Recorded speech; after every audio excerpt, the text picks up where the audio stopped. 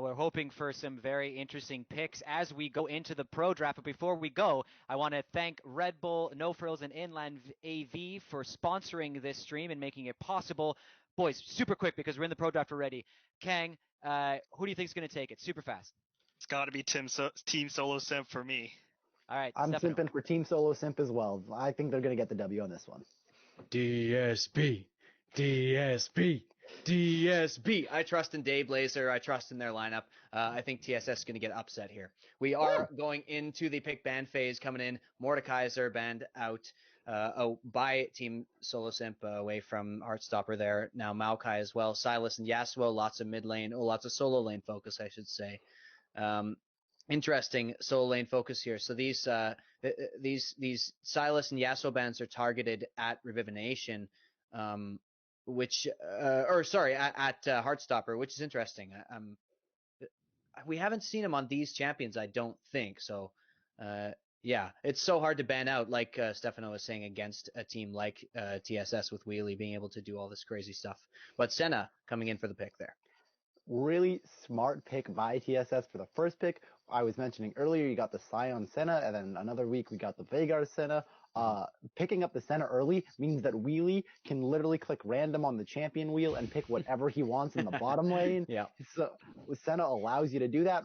Obviously Senna really strong in lane. Got that huge range, can poke and heal from a distance. It allows essentially any lane to become a free lane as long as Senna's in it. So I'm really excited about this, and I'm really excited for what Wheelie picks next. Yeah, like you say, a Senna ban could have been a legitimate strategy just because it denies Wheelie that flexibility there. Zach now and Ashe coming in, lots of engage coming in for Dragon Solar Bust. Yeah, and I'd be hard pressed to believe that they wouldn't pick up the Tahm Kench here. If it's open, yeah. Left up.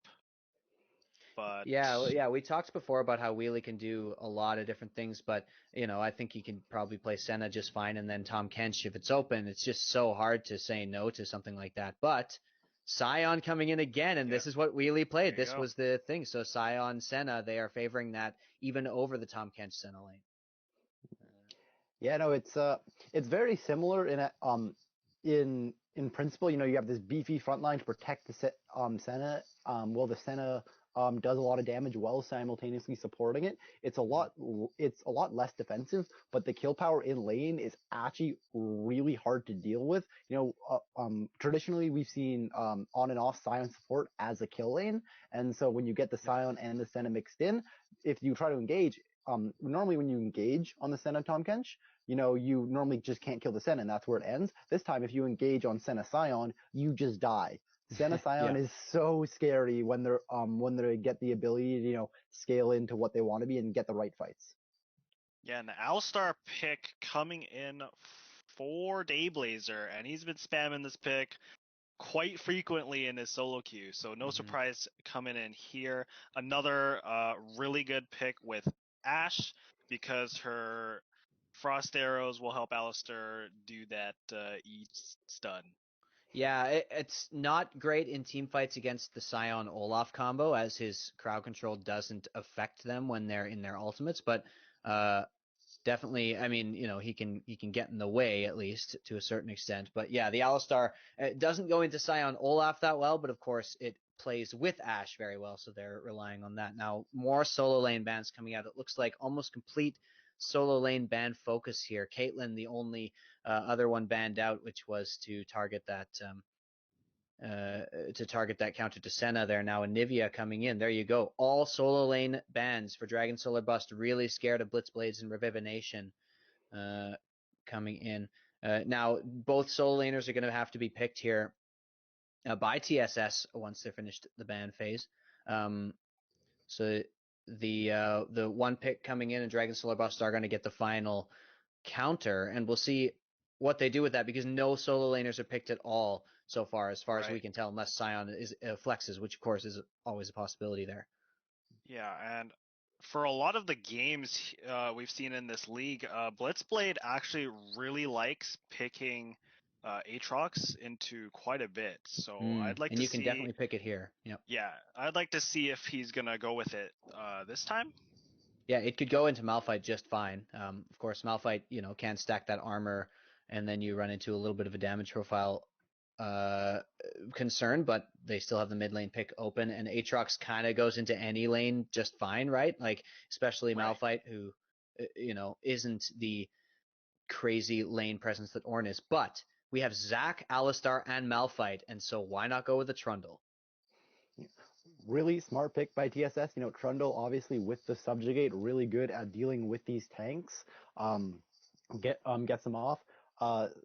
Gets them off pretty quickly. Specifically, all three of these tanks are aftershock users, and it looks like Dragon Solar Bust are going for this heavy engage comp. Go in Lux Wombo combo. So it's really smart to pick up the Trundle. If you dive in, if the Malphite or the Zac or the Alistar dive in, they get the aftershock off, and Trundle uses his R subjugate on them.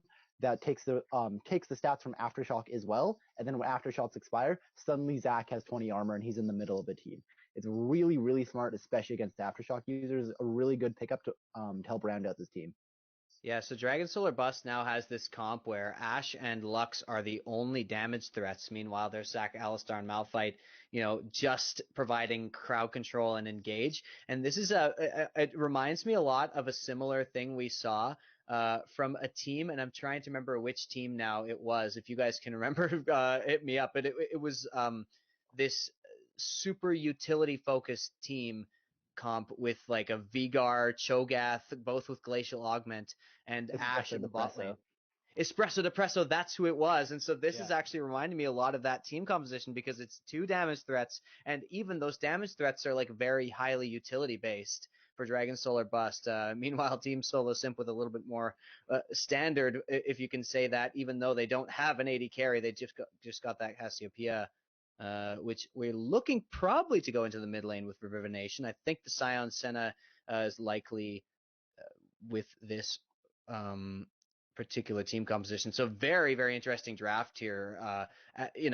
TSS continues to surprise with their draft picks. The Cassiopeia coming in as the blind and having to go into that safer Lux lane. So very exciting situation here. We are going to take it to a quick break as we let the players get ready and go into our competitive integrity delay, and we will be back in a few minutes with game 1 of Team Solo Simp versus Dragon Soul. Okay, welcome back. Sorry, everybody, for the slight technical difficulties there. Just had the stream go down, but we're back up and ready to go with Game 1 of Team Solo Simp versus Dragon Soul or Bust. And we are going into this game very, very interested in these two team compositions here.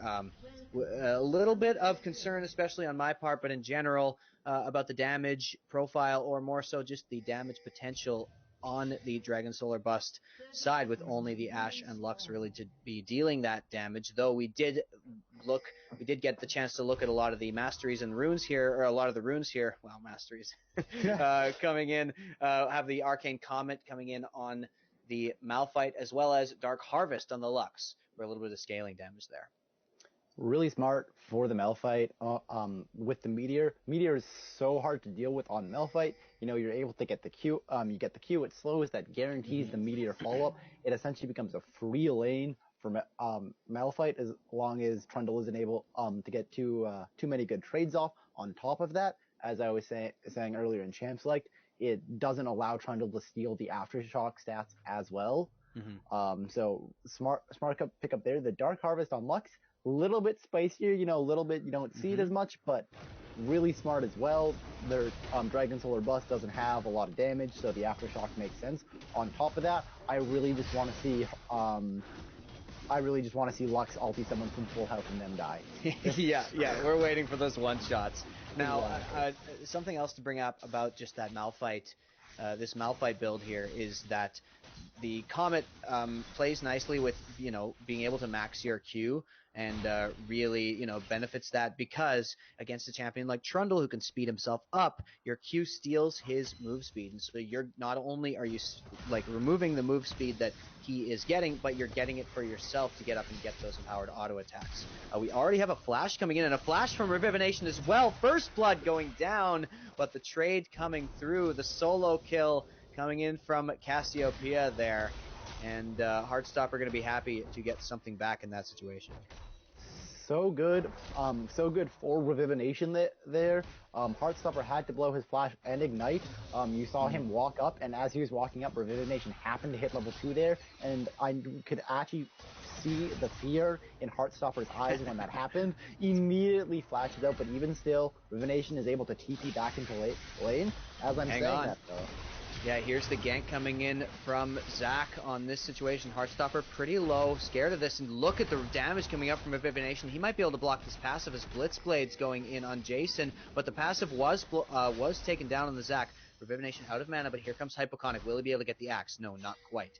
He chooses instead to wander into the jungle, and now 6-inch on that Zach is going to have to recall with such a low health bar there, although you do see him posturing around, but here's Hypoconic, and Hypoconic going to be doing a lot of damage. That is the power of Olaf. Takes down 6-inch right there in his own jungle. So strong on that early Olaf, and a perfect reaction to that early game lane power from Revivination there. Yeah, it was a good play in theory. You know, you gank the Cassiopeia that doesn't have a flash. The only problem is Heartstopper went in a little bit too early. He got chunked out, had to back up before Stiffy was even really there. And then Stiffy just going to try to farm his Raptors, and he finds an angry Viking in his jungle. That's not going to be a contest at any point. Yeah, he got pillaged there for sure. So that is going to be a huge advantage going in for Hypoconic, who already snowballs so well on that Olaf. So very scared here, and you can see Hypoconic using that pressure, taking a tower hit there, but nice amount of damage. And jasonsensationz, you can see out of mana, but going to be able to use that Corrupting Potion and Biscuit to get back to a good lane state there. But still, you see lane leads coming in from every side on the side of TSS, which is exactly what we expected. And their scaling is nothing to sniff at either with the Cassiopeia. Cassiopeia, as well as two champions that scale infinitely in the bottom lane, and Trundle that scales off the enemy. This is better than where TSS wanted to be to start this game. Yeah, and Revivination there, a nice little sidestep onto Heartstopper. This Lux lane, we talked about it. Lux definitely with the range to potentially be able to deal with the Cassiopeia in some situations, but, you know, if you don't manage your wave properly, then you've got to get in range where you can be, you know, engaged on that Cassiopeia. We've seen, you know, we talk about how difficult it can be early in levels to get that Conqueror up, but already in that second level gank with the Zac, you saw the Conqueror be applied, and Revivination so much survivability in addition to the damage. Now we do see Blitzblades continuing to bully out Jason in this situation. Those Arcane Comet empowered Qs from the Malphite not even doing anything, it seems, to the Trundle, having taken more damage from the turret than anything else. And jasonsensationz, look how low he is. Flash still available from Blitzblades, and there's a potential for him to just flash and go for this. We will see if he goes for that. Yeah, it's that speaks to the power of Hypoconic's gank as well. Yes. Trundle has a lot of sustain built in his kit. Early levels, I believe it's 2% from every minion that's dying around him, and so if Olaf's able to get in, even if he just gets, you know, in axe onto Jason, or in E is even better, that's going to be a large amount of HP that Malphite doesn't really have a way to regen as opposed to Trundle. So once he's out of those pots, he's going to struggle a lot. Yeah, like you said, the E definitely effective against a champion like Malphite, who is meant to stack armor, and of course the E does true damage, so that armor not going to be effective at all against that. So yeah, definitely just lane advantages all over the place here from TSS. 2-1 already, 1,000 gold up, and they may look towards the dragon here. The Scuttle Crab has been taken, but it's hard to imagine that DSB will have any interest in even contesting this at all, seeing as Stiffy is up in the top jungle there. Really smart play by TSS. They didn't even know the location of Stiffy. They just said, you know what, we're stronger. If they come into an Olaf Senna Sion, they're gonna die. This dragon is ours. Very often you'll see teams, you know, kind of hesitate to show their strength if they don't have a pick or anything. But they just said, you know what, we'll take a fight. Throw what you want at us. We're gonna win this fight. We're gonna take this dragon.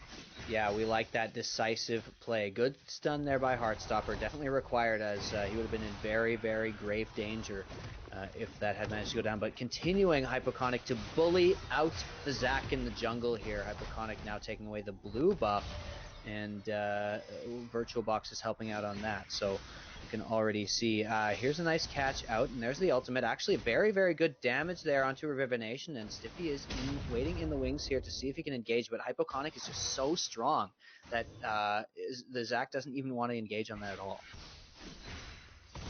It was a good try. Oh, as I'm saying the ultimate comes in. Revivination though with the flash. Oh, such a good play on Cassiopeia, and Heartstopper steps up a little too far when he thought he had the stun going down, thought he was safe to apply a little bit more damage, but Revivination with the perfect ultimate. And remember, you can still use it even if you're hit by that Lux Q, as it is only a root, not a stun. So definitely forgotten there by Heartstopper, and is punished once again, 1 and 2 in the lane, and a strong lead for Cassiopeia.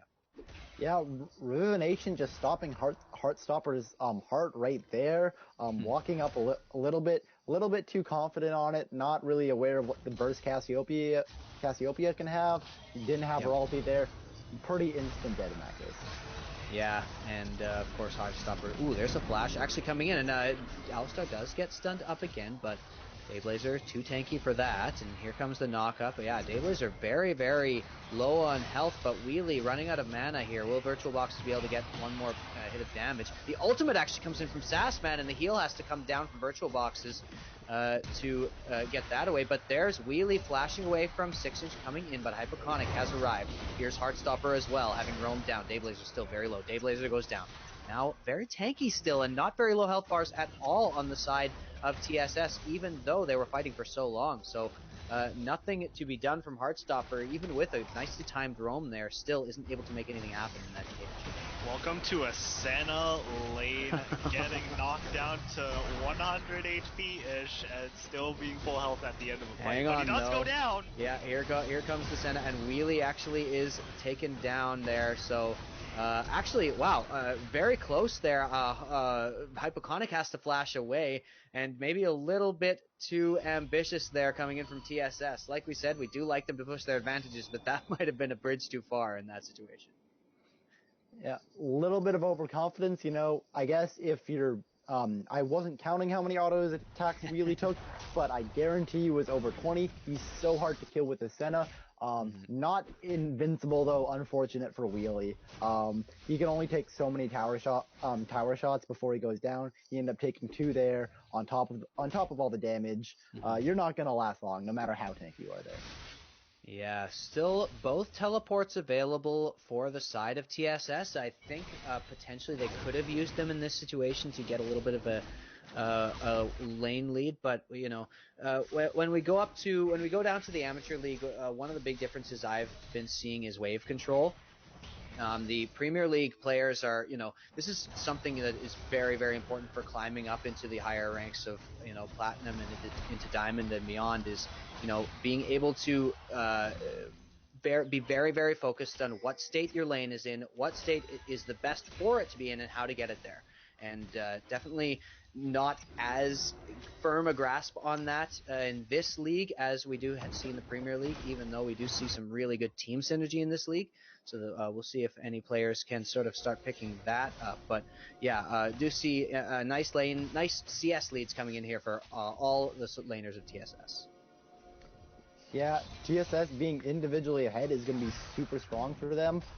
Dragon Soul or Bust Team Comp only really works if they're going even or if they're ahead, so getting an early lead for TSS was super important, and they've achieved that really well. They're 3,000 gold up at 10 minutes, score is 5-2. They have an Infernal Drake under their belt.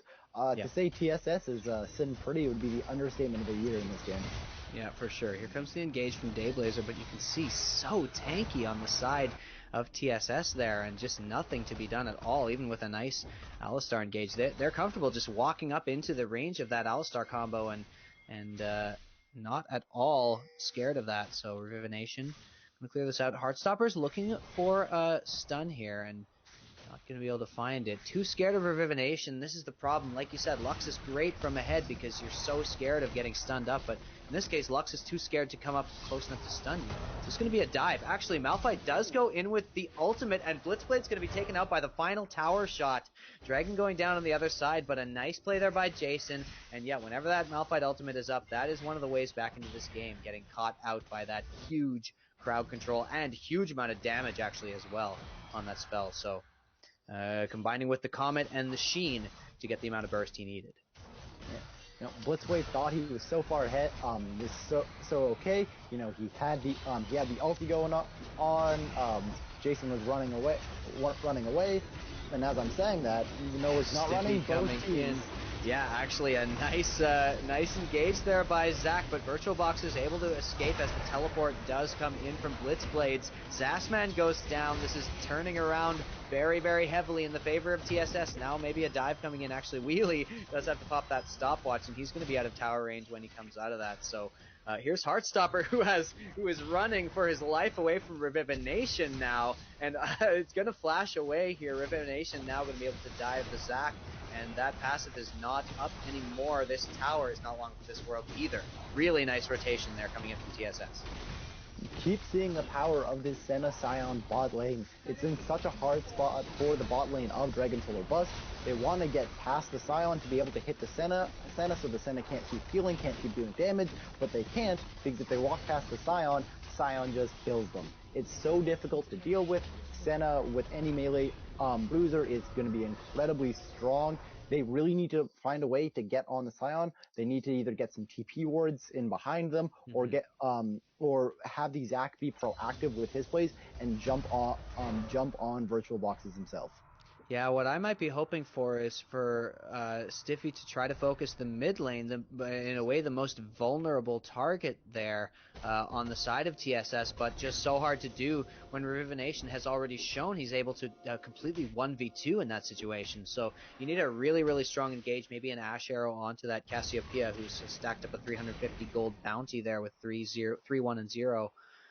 Yeah, really difficult situation already on the side of DSB, and this is what we were worried about with this team composition, is that, you know, if you get behind, the amount of damage you're going to have in these team fights, you know, no matter how much tank you have, if you can't, you know, do damage to the enemy champions, no amount of crowd control and tankiness is going to save you. So we'll see if that Lux and Ashe can pick it up in that situation. Now another turret going to be taken down here on the side. Actually, they're not going to quite get that. They're going to leave a huge wave to be taken down, and the bot lane from DSB has rotated up, so that farm will go towards Sasman. DSB looking in a dire spot right now, but with their team comp, they do have the potential to come ahead. A lot of the strength with the MEL, with their team comp, is that they can pick the fights they want to go for. So from this point on, they just have to be very proactive, and they have to get a lot of good vision control and then take the good fights. Any fight that's even, they're gonna lose. They have to go for, you know, these 3v1 fights, these 4v2 fights. They can't, even 2v1 fights might swing in the opposite favor because TSS is so far ahead. It's going to be very hard for Dragon Solar Bust to come back, but it's definitely possible. Yeah, absolutely. Yeah, they have to be really careful because they have the Malphite, the Zac, and the Alistar, and it's going to be a real trap for them to think that they have, oh, we have a good 5v5, right? But if you look on the side of TSS, they're the kind of team that likes it when a team engages on them. So as Funky Detective said, as Stefano said, they want to be picking fights that are advantageous for them in the sense of numbers. And as you meanwhile, can a see fight here, being picked here. Dayblazer going to get caught out. VirtualBoxs is going to finish off that kill, and just Dayblazer relying too much on the inherent tankiness of Alistar, not realizing he's too far behind for that. And going to be taken out. This turret going to be returned. Yeah, that's exactly, you know, what you were saying, is that, you know, they really want to pick the fights. I love your point there, Stefano, about vision control, because when you've got Alistar, when you've got Zac and Malphite in particular, these long range engages, vision control is king in terms of finding when to use those engages. In this case, though, they kind of just walked up in that lane and got engaged on and kind of like just tried to do a stat check there, which you definitely don't want to be doing against the Trundle and Olaf, who are in this position. So we already see a significant gold lead, about 6,000 coming over towards TSS and continuing to just, extend their map control. This dragon now about to come out. Dayblazer clearing out this vision, and we'll see if there's a fight here. Doesn't look like it. We saw it in the top lane fight. That was so smart by Hypoconic. Hypoconic sat in a bush for 120 seconds, just waiting for that to go up. He was there for almost 2 minutes. He was just waiting for the fight. The whole time, Dragon's Little Bust didn't have vision on him. It's a really smart heads-up play by Hypoconic, and that gets them further and further ahead. Yeah, this is going to be 3 outer turrets before pretty much any damage at all goes on. Actually, that Rift Herald doesn't quite finish off the mid lane turret, but no damage at all onto the turrets of TSS. And look at that. 3 dragons, 17 minutes in there on Soul Point already. And Cloud Soul will be very terrifying when it comes to Cassiopeia and Olaf. That is just so scary. Here's the engage coming down. They're going to do so much damage already to the Malphite. No magic resist at all. And here's the flash in coming in from Olaf. That is going to be the double kill on Hypoconic. And yeah, combining that true damage with the Leandri's Torment already completed on Revivination, it is just a slaughter on these tanks. Oh man, normally when you pick a tank, you expect to live for more than 5 seconds, but Dragon Soul or Bust is having a rough time with their tanks. This game is short, their lives are short, rough time all around. Yeah, the tanks are looking squishy in this particular game, and Zach is not the kind of squishy that you want him to be in this situation.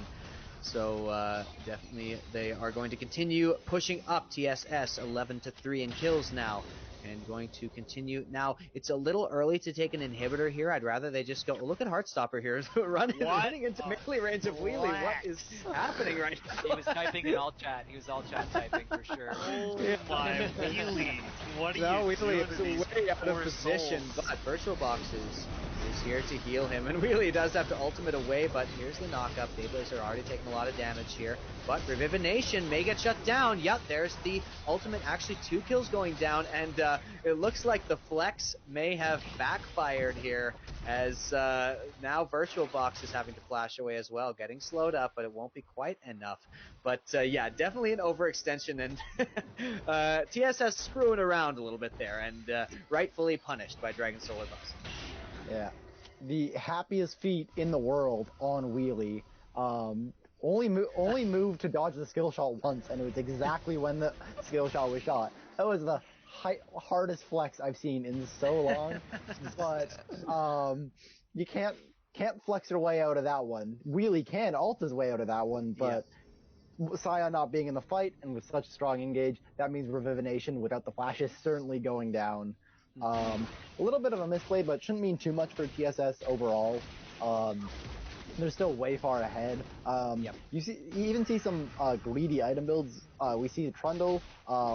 Very often we see Triforce into kind of a tankier build. He instead is going Triforce into into Hydra, and even on the Senna, very often on Senna you'll see Umbral Glaive into Edge of Night that allows her to stay back and be tanky, especially when there's such a heavy engage by them. But instead, opting for the Athenes shows she's not even scared of being engaged on by a team with a Malphite, Zac, Alistar, Ashe. Yeah, honestly, I like the Athenes pick though, because they want to siege, they want to keep the pressure on, and this is going to give Senna so much sustainability and so much more utility than she would have had. That's a really nice adaptation, I think. Even though, like you say, maybe a little bit greedy, but they are going to sit in the death wish here. XxSasmanxX is wary of this, but not wary enough. Going to get caught out here. The passive going to be popped, and it's just they don't have a way in. Here comes the ultimate, but only hitting one. Revivination, not nearly squishy enough, and not enough damage at all coming in from jasonsensationz. That was an interesting ult. Let me just put it that way. As now it looks like the Baron is on the table for TSS. I think Malphite just got mad that his friend died and decided to headbutt the nearest person. You don't do that to my Zach. Exactly. It ended up costing him his life. Most likely they would have conceded the Baron anyway, but giving over a little bit of free gold. I'm going to say maybe Jason was just super confident in his team's ability to come back, let the other team get ahead even more so the comeback sweeter.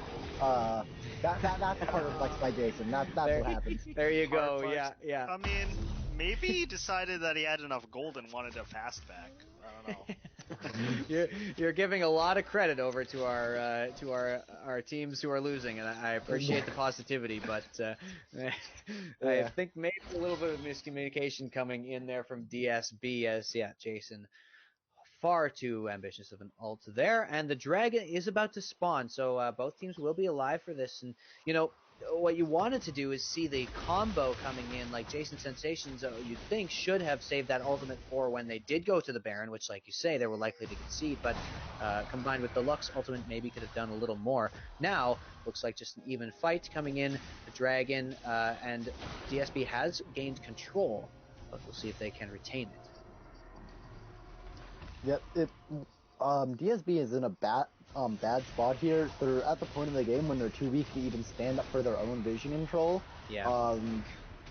They laid down a bunch of wards there. You see how many Morning Totems are on cooldown. Oh, as I'm saying, engaged though, actually so much damage, and the shutdown coming onto VirtualBoxs. Where is Revivination? The teleport coming in, and finally the flank comes in, and look at this. So much damage able to be returned back, and Revivination just going off in this fight. SasMan now taking so much damage. Dayblazer not long for this world either, and what looked like a pretty good engage turns into a 4 against 1 in kills for TSS, and the Dragon's soul is theirs. I like what they did in theory. They saw Revivination in the mid lane. They decided, we have to go now. Unfortunately, they committed a little bit too much onto VirtualBoxs. They blew the Ashe ulti when they were already stunned. There was also the Malphite ulti. You didn't need that much. They need to save some hard CC for Revivination. He's 7-2 now. He is a monster on this Cassiopeia. And showing that now, unless you get him and you get him fast, he's gonna tear apart your entire team. Yeah, even like you say with the TSS, very out of position, and this is the trick that DSB needs to be pulling, but they needed to be pulling it at earlier stages of the game because, all these tools that they used to catch out Wheelie there were available, have been available, for 6 levels already, but not able to use them effectively until now, and by now, the damage is just too in favor of TSS in fights where they can easily win what was essentially a 4v5, even after a favorable engage comes in from DSB. Yeah, Dragon Soul or Bust seems to be busting a little bit now, especially that TSS does have the soul on their side. Cloud Soul is going to be absolutely disgusting. With the Trundle, with the Olaf, and even with the Cassiopeia. Yeah. Cassiopeia does so well off of movement speed. She's so hard to pin down. She does so much damage. If Cassiopeia wasn't the biggest problem for Dragon Soul Bust before, she definitely is now going to be impossible to hit and then even harder to kill. Yeah, so exactly. I have a question. With the Codrake. Sorry, how it interacts with Sion. Does he run faster? When he pops So the way it probably works, I haven't tested this myself, but the way I'm assuming it works is that his actual ultimate travel speed doesn't increase, but once the ultimate has hit, then his movement speed is increased the way most champions would be increased after just casting their ultimate. I'm kind of disappointed. I just want him to run fast. Like Rammus, the Rammus comps where you give him like a bunch of like a zillion and like all these like champions that will speed up the Rammus. Well, you're thinking about like Master Yi funnel where you cast his ultimate and then you've got Yuumi and Lulu or something. Yeah, for sure. Yeah. Anyway, no, I don't think so. I don't think that's how it works. But I feel like that'd be I feel like that'd be more of a nerf than a buff, though. You'd see a lot of Scions run into walls with. Yeah, true. exactly. It's hard enough to control already on your own. Now here comes an engage from Heartstopper, but like we said, so difficult to do anything. Sassman actually getting caught out here, and maybe Wheelie has gone too far, but just so little damage. Look at that Ashe.